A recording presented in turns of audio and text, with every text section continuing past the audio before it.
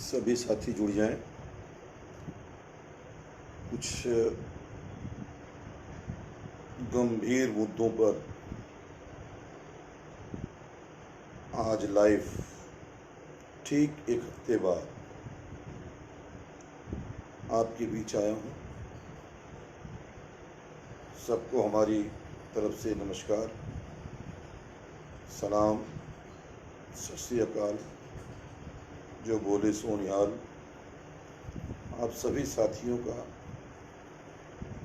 से बात करने के लिए, सभी साथियों को प्रदेश देश के जो ज्वलंत मुद्दे हैं, आज जो देश के हालात हैं, उसके बारे में आपसे चर्चा करने के लिए फेसबुक लाइव आया हूँ। आप सब जल्दी से जुड़ जाएं। जो भी साथी हमें देख रहे हैं, मैंने फेसबुक पे लिख के डाला था, आपको लाइव आऊँगा। बड़े अहम सवालात हैं आज देश में, जो हालात हैं उसे लेकर आपके बीच फिर एक बार गुफ्तगू करने की इच्छा जाहिर हुई।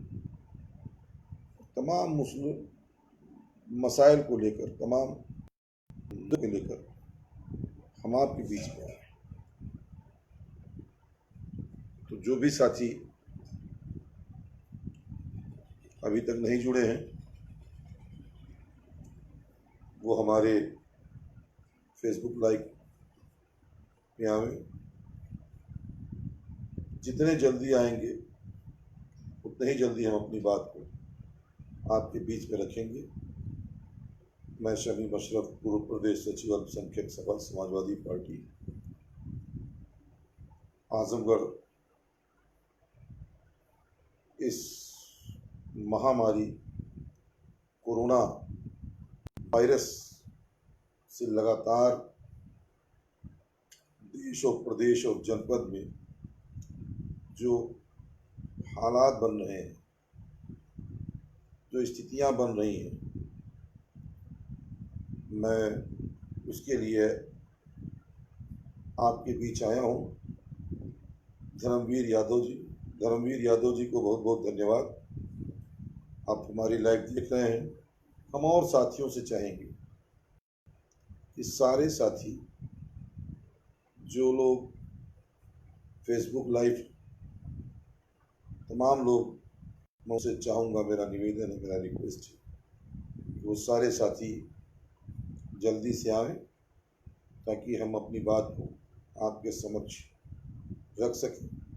एक बढ़िया माध्यम है फेसबुक लाइव, अपनी बात करने का, अपने विचार रखने का, आपसे गुफ्तगू करने का, आपसे दो चार होने का। मैं सारे साथियों से चाहूँगा कि बहुत अहम सवाल आज देश प्रदेश के जनता के सामने है, उससे रूबरू होने के लिए हम आपको सुबह, मैंने आपसे आज 5 बजे का टाइम शाम को दिया था। मैं आपको आज ठीक एक हफ्ते बाद आपसे रूबरू हो रहा हूँ। साथियों, बड़े अहम सवाल है कोरोना को लेकर। कोरोना महामारी जिस तरीके से अपना विकराल रूप धारण करती जा रही है, मैं जनपद वासियों से, मैं तमाम साथियों से कहना चाहूँगा कि वो तमाम साथी भाई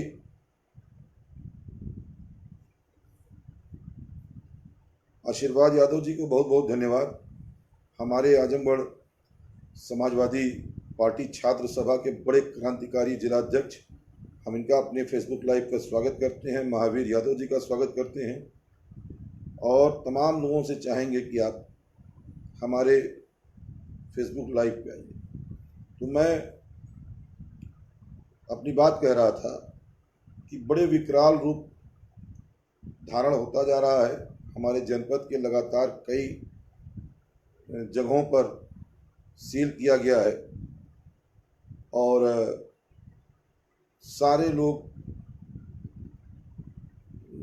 परेशान हैं। सिर्फ एक समस्या बड़ी है जनता के बीच में, जो वो यह महसूस नहीं कर रही है कि यह जो कोरोना वायरस है ये कितना खतरनाक है। सोशल मीडिया के माध्यम से, पेपर अखबार के माध्यम से, टीवी चैनलों के माध्यम से, तमाम तरीके से लोगों ने एक प्रचार प्रसार भी किया, देखने का काम किया कि दुनिया में क्या स्थितियां हैं, लोग किस तरह से लोगों की मृत्यु हो रही है। विदेशों में जिस तरीके से, चाइना में जिस तरीके से, अमेरिका में जिस तरीके से, इटली में तमाम लोगों के जो है हालात बड़े बुरे स्थिति में है। मैं सभी जनपद वासियों से, खास तौर से आजमगढ़ जनपद के तमाम लोगों से कहना चाहूँगा और आजमगढ़ जनपद के जिला प्रशासन से भी कहना चाहूँगा कि जान है तो जहान है। सारे लोगों को इसका एक जन जागरण अभियान चलाना चाहिए। किसी तरीके से लोगों तक यह बात पहुँचे, चाहे वो छोटे लोग हों, चाहे वो बड़े लोग हों, चाहे जिस तरीके के लोग हों, व्यवसायी हों, कामगार हों, चाहे जिस तरीके के लोग हों, सबके पास ये चीज़ जानी चाहिए। मेरी आपसे गुजारिश है जनपद वासियों को फेसबुक लाइव से के माध्यम से कि आप लोग जितना भी एहतियात हो बरतें, क्योंकि बड़े संकट की घड़ी से यह प्रदेश गुजर रहा है। इस नाते आज फिर 10 बजे से लॉकडाउन की घोषणा प्रदेश सरकार के द्वारा की गई है। इसलिए मेरी आप सभी से विनती है, निवेदन है कि आप सारे लोग जो है इस व्यवस्था को, जो एहतियात है उसको बरतें और लगातार मास्क मान के, अब तो मास्क पे भी सरकार द्वारा जुर्माना राशि बढ़ा दी गई है। शायद लोगों को मालूम है या नहीं मालूम है। मैं सबसे कहना चाहूँगा कि सारे जनपदवासी, प्रदेशवासी जो भी हों, जो भी हैं, सारे लोगों को मेरी तरफ से निवेदन है, मेरे तरफ से आग्रह है कि सैनिटाइजर से हाथ धोएं, मास्क लगाएं, नहीं मास्क है तो गमछे से बांधें, लेकिन आप अपनी स्वयं की सुरक्षा स्वयं करें और निश्चित रूप से हर सामने वाले को, व्यक्ति को यह मान के चलें कि वह कोरोना से ग्रसित हो सकता है। इसलिए मैं जनपद के तमाम आला अधिकारियों से भी, आजमगढ़ जनपद के कहना चाहूँगा कि इसके प्रचार प्रसार की व्यापक व्यवस्था करें और वह जन जन तक जाए। जहाँ तक सफाई का मामला है, मैं आज अपने ट्वीट के माध्यम से भी मैंने जिलाधिकारी महोदय से कहा है, अपने फेसबुक माध्यम से भी कहना चाहूँगा लाइव के, कि एक जनपद आजमगढ़ के जाफरपुर, ये पल्ली विकास खंड में पड़ता है। यहाँ स्थितियाँ ये है कि यह मुस्लिम आबादी है, मिली जुली आबादी है। किसी प्रकार का अब तक पहले दिन से न छिड़काव हुआ, न सफाई हुई। तो इस तरीके की जगह अभी बाकी है, वंचित है वहाँ से, जो लोग समस्या से जूझ रहे हैं। तमाम बरसात की वजह से पानियाँ लगे हैं, तमाम तरीके से समस्या हो रही है। मैं सारे जनपद के आला अधिकारियों से भी निवेदन करूंगा कि एक बार इधर का भी रुख करें, अपने पुलनी ब्लॉक के वीडियो या संबंधित जो भी अधिकारी हों उनको अपने स्तर से निर्देशित करें। साथियों, दूसरा मामला है, आज हालात बहुत बद से बदतर है प्रदेश के। तमाम लोग इस तरीके से एक जनमानस में अपनी अपनी समस्या को लेकर, चाहे वह बेरोजगारी समस्या, चाहे वो शिक्षा की समस्या हो, चाहे वो आर्थिक समस्या हो, इन सभी को लेकर किसान, नौजवान, महिलाएं, सारे लोग परेशान। बड़े हालात विकराल होते जा रहे हैं देश के। इसी नाते आज तमाम जनता पूरे पूरे देश की जनता आज विकल्प तलाश कर रही है, क्योंकि जिस उम्मीद जो विश्वास के साथ इस सरकार को लोगों ने अपना मत देकर इसे स्थान पर बैठाया था। मैं अहमद राज साहब को और पूर्व छात्र संघ अध्यक्ष पप्पू कुमार यादव जो समाजवादी पार्टी के नेता हैं, मैं सबका इस लाइफ में स्वागत करता हूं और बधाई देता हूं कि आप सारे लोग आज भी जागरूक हैं, सोशल मीडिया पे हमारे नेता के निर्देशों का पालन कर रहे हैं, माननीय राष्ट्रीय अध्यक्ष का। और इसी तरीके से लॉकडाउन में भी मैं आप लोगों से कहूँगा कि सक्रिय रहें। आपके स्वास्थ्य की स्वस्थ रहने की कामना करता हूँ, आप सभी को बधाई देता हूँ। तो हमारी बात हो रही थी कि आज देश प्रदेश बड़ी स्थितियाँ खराब हैं। जनता तमाम तरह के यातनाओं से परेशान है इस सरकार से, और सरकार की जो रवैया है वह दिन प्रतिदिन जनता के बीच में खुले तौर पर उभर के सामने आती जा रही है। हमारी यह मेरा सिर्फ ये कहना है कि आज जो घटनाएं हो रही हैं, चाहे वो जिस स्तर की हो, चाहे वो जिस व्यक्ति की हो, और अगर आज अपने लाइफ में जैसा कि मेरे राष्ट्रीय अध्यक्ष जी आदरणीय सांसद आजमगढ़ माननीय अखिलेश यादव जी ने जिस तरीके से अपना बयान कानपुर की घटना पे दिया है, मैं उससे अपने को संबद्ध करता हूँ। हम सारे समाजवादी पार्टी के लोग अपने को उससे संबद्ध करते हैं, क्योंकि राष्ट्रीय नेतृत्व ने अपना वक्तव्य दे दिया है। सिर्फ एक बात ये कहना चाहते हैं कि अगर जो होना था वो तो हो गया, उसमें अब कुछ चीज़ें जो जांच का विषय है उस पर चर्चा करने की ज़रूरत नहीं है। सिर्फ ये है कि अगर निष्पक्ष जांच हो जाती तो निश्चित रूप से चाहे वो कोई भी दल हो, जिस तरीके से आरोप विपक्ष के ऊपर लग रहा है, जिस तरीके से आरोप तमाम दलों पे लग रहा है, तमाम सिस्टम पे व्यवस्थाओं पे लग रहा है, तो जो है वो कल से एक हफ्ते से सामने आ गया है। जनता बहुत जानकार है, आज की जनता बहुत जागरूक है, जनता सब जानती है, जनता से कुछ छुपा नहीं है। लेकिन जिस तरीके से घटनाक्रम चला है, उस घटनाक्रम के अंतर्गत जो भी मामला होता वह सामने आता। आरोप लग रहे हैं कि आप फला की पार्टी, इनकी पार्टी, उनकी। सच्चाई यह है कि अगर यह निष्पक्ष जांच हुई होती तो निश्चित रूप से चाहे वह जो भी दल होता, चाहे वो जो भी लोग होते, सारे कच्चे चिट्ठे सामने आए होते। मैं उस पर बहुत बात नहीं करना चाहता, मैं सिर्फ अपराध की बात करना चाहता हूँ। अपराध चरम सीमा पे, इसमें कोई अतिशयोक्ति नहीं है। तमाम तरीके की घटनाएं हुई।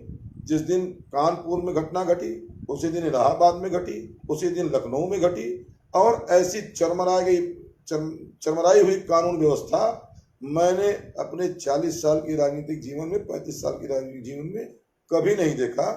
क्योंकि कोई भी अपराध मोहल्ले से, मजरे से, टोले से शुरू होता है, और कानपुर में भी यह अपराध इसी तरीके से शुरू हुआ। अगर उस टाइम राजनाथ सिंह जी की सरकार थी, माननीय राजनाथ सिंह जी की सरकार में एक बड़ी घटना घटी और उस पर अंकुश लगा होता तो निश्चित रूप से आज यह दिन देखने को नहीं मिलता। और जो आज पूरे दुनिया में जो आज शर्मसार हुई है सरकार की वजह से, जो आज देश शर्मसार हुआ है, मैं उस पर बहुत बात नहीं करता। सारी जनता, सारे लोग जागरूक हैं, जनता बहुत कुछ जानती है, ये पब्लिक है, सब जानती है। हमारी सिर्फ यह मांग है कि अभी भी जिस तरीके से माननीय राष्ट्रीय अध्यक्ष जी ने कहा कि संभव हो तो जुडिशली जांच कराई जाए और उस पे जो है सीडीआर चेक कराया जाए और उस पे दूध का दूध, पानी का पानी हो जाना चाहिए। सच्चाई देश के सामने आनी चाहिए कि आखिर ये कौन लोग हैं जो इतनी बड़ी स्टोरी तैयार कराने में सहयोग किए, इतनी बड़ी घटना घटाने में सहयोग किए। यह निश्चित रूप से एक जिम्मेदार व्यक्ति के नाते देश के एक जिम्मेदार पार्टी का जिम्मेदार सदस्य होने के नाते मेरी यह मांग है। दूसरी चीज यह है कि आज समाज में तमाम व्यवस्थाएं बिगड़ रही हैं। कहीं कोई घटना हो रही है, कहीं कोई घटना हो रही है। मैं एक चीज के लिए प्रदेश सरकार का निश्चित रूप से आभार व्यक्त करूंगा कि कोई सुनाहूं लिस्ट बन रही है जो आपराधिक जगत से है। मेरी उसमें भी अपनी एक राय है प्रदेश सरकार से कि एक बार भी जो जेल गया हो अपराध करके और एक भी मुकदमा कायम हुआ हो, उसकी भी लिस्ट बनाई जाए, क्योंकि यह अपराध का जन्म चट्टी चौराहे और मोहल्ले से होता है। और उसकी लिस्ट बनाई जाए, उसके ऊपर बड़े जो बड़े अपराध में लोग लिप्त हैं उनकी तो जग जाहिर है, लेकिन जो छोटे अपराध में जो कम उम्र के और उससे ज़्यादा लोग भाग जाते हैं, उनसे जो है जरूर सचेत रहने की आवश्यकता है। उनके लिए भी, उनके खिलाफ भी कार्रवाई होनी चाहिए। ये मेरी एक सुझाव है, मेरी मांग है।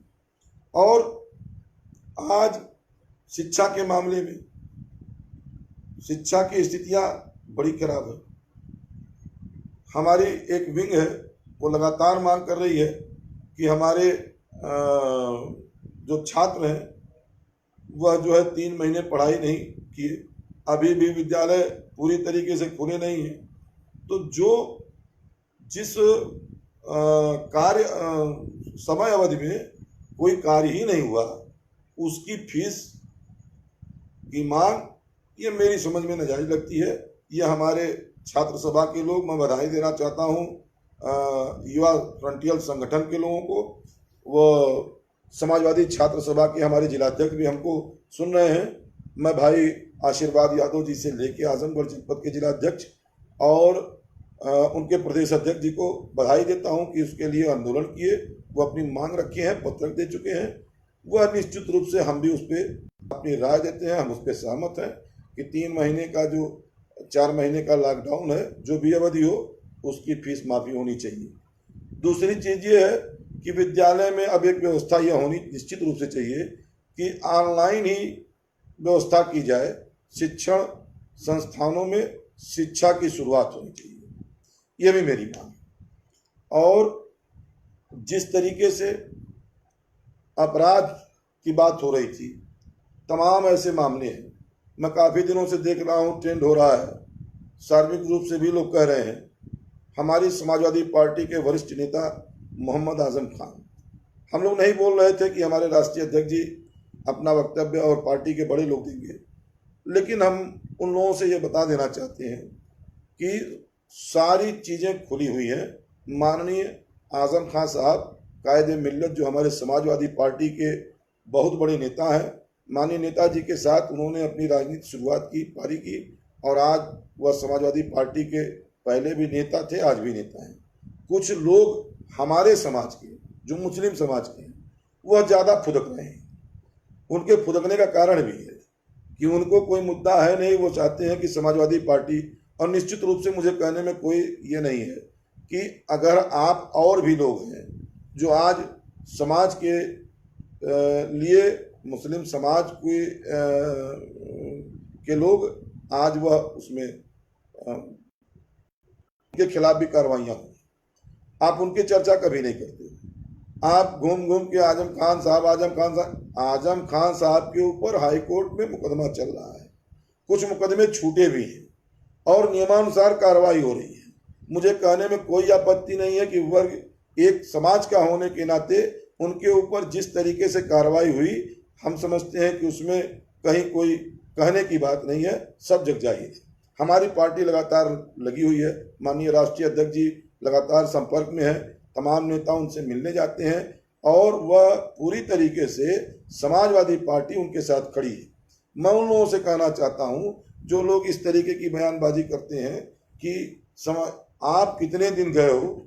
हमने कहा कि ठीक है, हमारे नेता राष्ट्रीय अध्यक्ष जी जो है पहले दिन ही, दूसरे दिन ही पहुंचे कारागार में, और तमाम तरीके के लोग जा रहे हैं। नेता प्रतिपक्ष बात जा चुके हैं, लोग कोई न कोई मिलने जा ही रहा है। तो आप बताओ कि आपकी भी राजनीति से हट के कोई नैतिक जिम्मेदारी है कि आप भी कभी गए हो, उनका हाल चाल लिए हो, या किसी का, उन्हीं का नहीं किसी का जो आज। तो इस तरीके की बयानबाजी करने से समाजवादी पार्टी के लोगों का कोई नुकसान फायदा, बहुत नुकसान आप नहीं कर पाओगे। समाजवादी पार्टी के साथ आजम खान साहब पहले भी हैं, समाजवादी पार्टी आजम खान साहब की पार्टी है, उसमें कोई दो राय नहीं है। विवेक यादव जी को बहुत बहुत धन्यवाद। दूसरी बात, आज जिस तरीके से समाज में बीजेपी ने गुमराह करने का काम किया है तमाम मुद्दों पर, चाहे वह किसी तरीके का मामला हो, तमाम मामलों पर गुमराह करने का काम किया है। जैसे कानपुर तो इस टाइम गढ़ बन गया है। शोल्डर हाउस जो है राजकीय बालिका गृह की घटना बहुत ही निंदनीय है। मैंने पिछले भी उसमें कहा, और राजकीय बालिका गृह में आज तक क्या जांच हुई, क्या उस पर कार्रवाई हो रही है, उसमें कौन कौन से लोग हैं, अब उसको में सारी बातें बंद कर दी गई और वो पूरी तरीके से उस पर कोई चर्चा नहीं है। लेकिन मैं उस पर मांग करता हूं कि जो भी तथ्य हो वो जनता के सामने, उसको प्रदेश सरकार निश्चित रूप से जनता के सामने। सीमाएं असुरक्षित हैं, ये इसका जिम्मेदार कौन? इन सारी घटनाओं का जिम्मेदार कौन? जो लगातार इलाहाबाद में हुई, कानपुर में हुई और तमाम जगहों पर हुई, इन सब का जिम्मेदार कौन? इस तरीके की जो है माइंड को दूसरी तरफ डाइवर्जन करने का बहुत अच्छा तरीका इस सरकार को मालूम है और यह सरकार उसी पे काम कर रही है। दूसरी सबसे बड़ी चीज है कि अपराध के मामले में कुछ मीडिया कर्मी पूछ रहे थे, हमारे नेता ने आज बहुत सटीक जवाब दिया। मैं माननीय राष्ट्रीय अध्यक्ष सांसद आजमगढ़ आदरणीय अखिलेश यादव जी का बहुत बहुत आभार व्यक्त करता हूं और बताना चाहूंगा आपको कि उन्होंने एक बहुत बड़ी चीज बताई कि अगर उत्तर सबसे ज्यादा ह्यूमन राइट्स की अगर नोटिस हुई है अपराध के या किसी मामले में, तो उसमें जो है उत्तर प्रदेश में, पूरे देश में नंबर 1 पे उत्तर प्रदेश है। उत्तर प्रदेश में सबसे ज्यादा हुई है। तो अब सरकार को इस पे विचार करना चाहिए, सरकार इसको पे सोचना चाहिए और त्वरित कार्रवाई होनी चाहिए। लगातार इस तरीके के मामले जो सरकार के उसमें है, उस पे सारे जानकारी में है, लेकिन सरकार उस पर बात करने के लिए तैयार नहीं है। कार्रवाई होनी चाहिए, यह हमारी मांग है। इस लॉकडाउन में हमारे भी अपने कुछ विचार हैं कि मैं चाह रहा था कि उस मामले में कोरोना में हॉस्पिटल में सीसी कैमरे की व्यवस्था की जाए। सीसी कैमरा लगाकर जितने भी मरीज हैं, आज काफ़ी दिन से कोई भर्ती है, क्वारंटाइन किया गया है, तो उसमें हॉस्पिटल में अपने परिवार से मिलने में दिक्कत हो रही है, उनको सीसी कैमरे लगाया जाए और उसका प्रसारण कराया जाए, जिससे वह जो है परिवार का सदस्य कम से कम अपने मरीजों को देख सके कि उसके आज के वर्तमान हालात क्या हैं।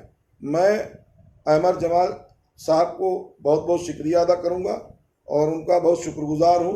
आप कई बार अहमद भाई आप लाइव आए हैं और मैं आपको बहुत मुबारकबाद देता हूं कि आप लाइव आकर और देश की जनता के सामने अपने बात रखे हैं। मैं तमाम समाजवादी साथियों से कहना चाहूँगा कि सारे लोग अपने विचार रखें। विचार की आदान प्रदान से ही जनता को यह जानकारी होगी कि सच्चाई क्या है। और जिस तरीके से उत्तर प्रदेश में आज तमाम योजनाएं जो समाजवादी योजनाएं थी और उसको प्रदेश के देश की सुप्रीम कोर्ट ने सराहा था, ऐसी व्यवस्था जो डायल 100 जिसको विश्व में लोगों ने विदेश 100 जो है सबसे उत्तम व्यवस्था है। अपराधियों को 5 मिनट में कोई घटना घटती है तो 5 मिनट में हमारी सरकार में पहुंचती थी। आज उसकी स्थिति क्या है वह सार्वजनिक है। उसको बदल के 112 कर दिया गया। पता नहीं कौन सा सुरखाब का पर लग गया, मेरी समझ में नहीं आता है। उसको और अधिक करना चाहिए था, उसमें और सिस्टम बैठाने, टेक्नोलॉजी देनी चाहिए थी, सिस्टम बैठाना चाहिए था, लेकिन उसमें किसी तरीके का नाम बदल कर काम चल रहा है। दूसरी चीज ये है कि सरकार जो है उससे अधिकारियों डायल 100 से जो है वो अपराधियों के हौसले पस्त हुआ करते थे।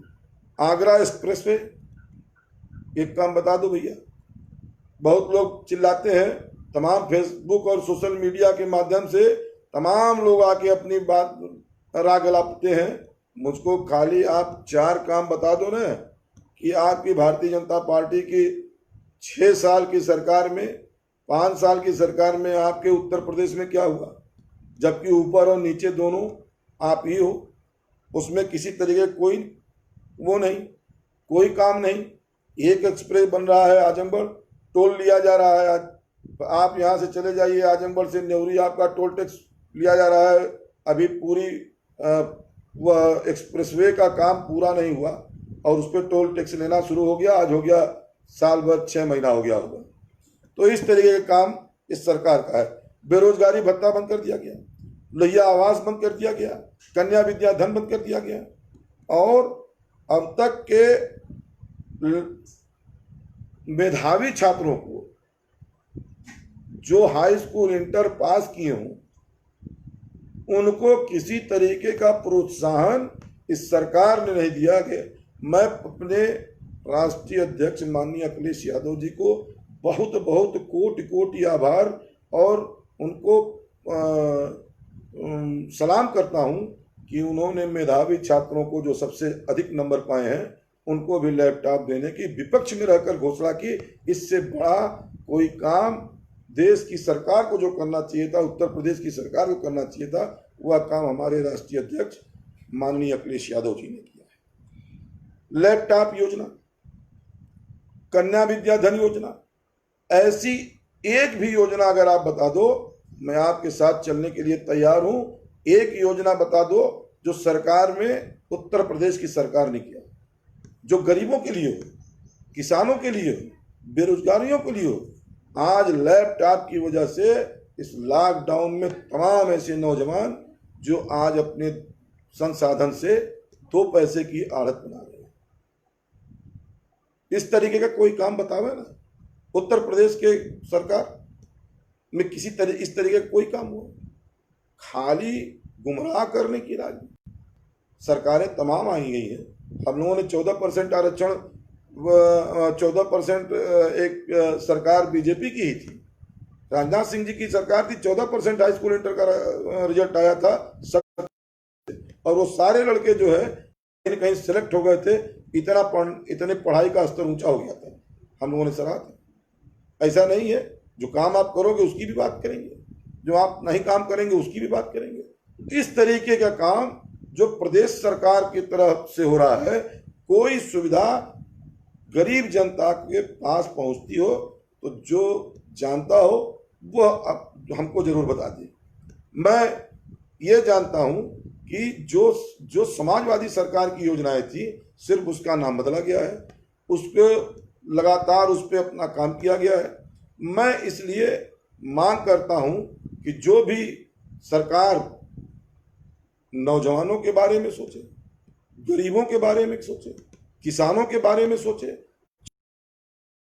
प्रदेश के हित की सोचे, किस तरह है। आप चले जाइए, आप किसी समस्या को लेकर अगर धरना दे रहे हैं, आप किसी समस्या को लेकर अगर ज्ञापन देने जा रहे हैं तो अधिकारी चला जा रहा है। कोई सुनवाई थाने से लेकर आपकी नहीं, आप विपक्ष में हो, आपकी अहम भूमिका है और सदन में विपक्ष का एक अहम रोल है। किसी भी सरकार या प्रदेश में विपक्ष जो है एक बहुत बड़ी ताकत है सत्ता की। सरकारें तो तमाम आती है, विपक्ष की अपनी भूमिका है, उससे सलाह ली जाती थी, उसके विचारों को कहीं न कहीं समझा जाता था। आज कोई सुनने की तैयार नहीं। बड़ी दुख की बात है। और जो सही चीजें हैं, राजनीति तो होती रहेगी। प्रदेश बचा रहेगा तो राजनीति होगी, देश बचा रहेगा तो राजनीति होगी, व्यक्ति बचा रहेगा तो राजनीति होगी। लेकिन आज जिस तरीके की दिशा दशा है प्रदेश की, मुझे नहीं लगता इस तरीके की राजनीति कभी हुई हमारे राजनीतिक जीवन में। तो मैं नहीं जानता कि इस तरीके की राजनीति हुई। अब तक 6 वर्षों में किसी तरीके का कोई काम नहीं हुआ, सिर्फ एक व्यवस्था बनाए रखने के लिए और विशेष तरीके के मामले सामने हैं। जैसे अब आप देख लीजिए, मैं भाई वीरेंद्र यादव वीर जी का बहुत बहुत धन्यवाद, जोरदार नेताजी, बहुत बढ़िया, मेरे छोटे भाई हो, हम आपको बहुत बहुत धन्यवाद देते हैं। अवधेश यादव जी को बहुत बहुत धन्यवाद देते हैं। और मैं कहना चाहूँगा, मैं सरकार और देश की जनता से कहना चाहूँगा कि आज जमाने से बहुत पहले से ही, जब से देश आज़ाद हुआ तब से रोटी, कपड़ा और मकान, यही मूलभूत सुविधाओं पर एक चर्चा हुई। अवधेश जी का बहुत बहुत धन्यवाद। यही चर्चा हुई, यही मांग थी देश के नौजवानों की, जो पिछड़ी, दलित, अल्पसंख्यक और तमाम वर्गों की। मैं ये नहीं कहता कोई अगड़ी पिछड़ी ये सब हमारे यहाँ न चलता है। हमारी समाजवादी पार्टी में सारे लोग हैं, सारे लोगों का हम स्वागत करते हैं। हम समाजवादी पार्टी के लोग, हम इस तरीके की राजनीति नहीं करते। हम लोहियावादी लोग हैं, हम सबको अपने साथ लेके चलना चाहते हैं। गरीब हो, गुजरा हो, मजलूम हो, परेशान हो, हम उनकी राजनीति करते हैं। तो आज जो हालात पैदा हैं, मेरा यह निवेदन है, माफ़ कीजिएगा, एक कोई काला थी, मैं समाजवादी साथियों से मेरा विनम्र निवेदन है कि आज प्रदेश का नौजवान, प्रदेश की जनता राष्ट्रीय अध्यक्ष की तरफ विकल्प के रूप में समाजवादी पार्टी को देख रही है। तमाम बातें आ रही हैं, बहुत समय हो जाएगा, मुद्दे बहुत हैं, बात बहुत करनी है। कुछ लोग हवा दे रहे हैं कि कांग्रेस का मामला है, ये हो गया, वो हो गया, ऐसा हो गया, वैसा हो गया। कहीं कुछ नहीं, आपकी तरफ जनता पूरी तरीके से निगाह दे के कर रही है। मेरी आपसे हाथ जोड़कर विनती है कि आप जी जान से जनता के बीच में रहिए। ये छोड़िए कौन जीतेगा, कौन हारेगा, कौन क्या करेगा, किसको कौन सा कौन कुछ निस्वार्थ ढंग से जिस दिन समाजवादी पार्टी के लोग, मेरा दावा है, अगर वो काम करना शुरू कर दिए, और मैं बहुत प्रसन्न हूँ, मैं बहुत बधाई देता हूँ कि हमारी समाजवादी पार्टी की नौजवान जो विंग है वो लगातार आज समाजवादी पार्टी के लोगों के तहत जन जन तक पहुंचने का काम कर रही है, और किसी में यह कुवत नहीं है। मैं बहुत बहुत बधाई देता हूं कि माननीय राष्ट्रीय अध्यक्ष जी के निर्देश पर आह्वान पत्रिका को लेकर, विचारों को लेकर जिस तरीके से जन जन तक पहुंचा गया है, मैं सभी साथियों का, जनपदवासियों का बधाई देता हूं। समाजवादी पार्टी का, मैं अपने जिला के जिलाध्यक्ष जी का बधाई देता हूं, विधायकों का बधाई देता हूं, पूर्व विधायकों को बधाई देता हूं, फ्रंटियर संगठन के युवाओं संगठन के तमाम साथी हैं, सुशिपाल सिंह हैं और आशीर्वाद यादव हैं और क्या नाम है, राजेश गिरी भाई हैं और तमाम साथी हैं। वो लगातार मेहनत, अपने मोहित भाई का साथी हैं जो मेहनत कर रहे हैं। और निश्चित रूप से आप क्रांतिकारी, मैं बहुत दिन से इसको देख रहा था, मैं सोच रहा था, मैं अपने दिल की बात बताऊं कि मैं समाजवादी पार्टी को साल भर से वाच कर रहा हूं, अपनी पार्टी को, अपने पार्टी की नीतियों को। मैं 1996 से, आप सारे लोग जानते हैं, समाजवादी पार्टी का सदस्य रहा हूं। जब श्रीराम कोला कांड हुआ था, माननीय नेता जेल गए थे, हम उस तरीके के सिपाही हैं कि जो टाटी और मड़ई में बैठकर मीटिंग किया करते थे। और समाजवादी पार्टी को आज इस बड़े पैमाने पर लाके खड़ा करने में अगर सबका योगदान है, तो उसमें समी मशरफ का भी थोड़ा बहुत जरूर योगदान है। और मैंने उस तरीके से शुरू किया था, मैं बहुत दिन से देख रहा था कि क्रांतिकारी तेवर नहीं अपना रही समाज। निश्चित रूप से आज कहना चाहूँगा कि जो क्रांतिकारी तेवर था वह नहीं अपनाया जा रहा था, और निश्चित रूप से किसी को उत्साह जब तक नहीं रहेगा कोई काम नहीं होगा। जनता आपकी तरफ देख रही है। जो क्रांतिकारी तेवर आज हमारे नौजवान साथियों ने अपनाया है, जिस तरीके से जो लोग जिस पैमाने पर चल रहे हैं, निश्चित रूप से आपसे कहना चाहूँगा साथियों कि आने वाला दिन समाजवादी पार्टी का है। एक दिन भी आप चुप नहीं बैठेंगे, एक दिन भी आप शांत नहीं बैठेंगे। मैं तमाम साथियों के साथ, मेरे बड़े भाई हैं और जो लगातार, मैं उन सभी को बहुत बहुत धन्यवाद देता हूं।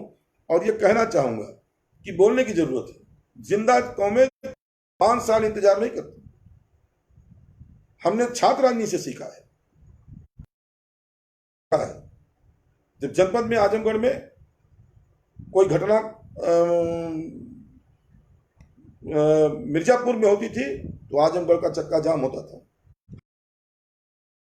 आजमगढ़ में किसी के खिलाफ अगर कोई फर्जी तो उसके खिलाफ हम लोग खड़े होने का काम करते थे।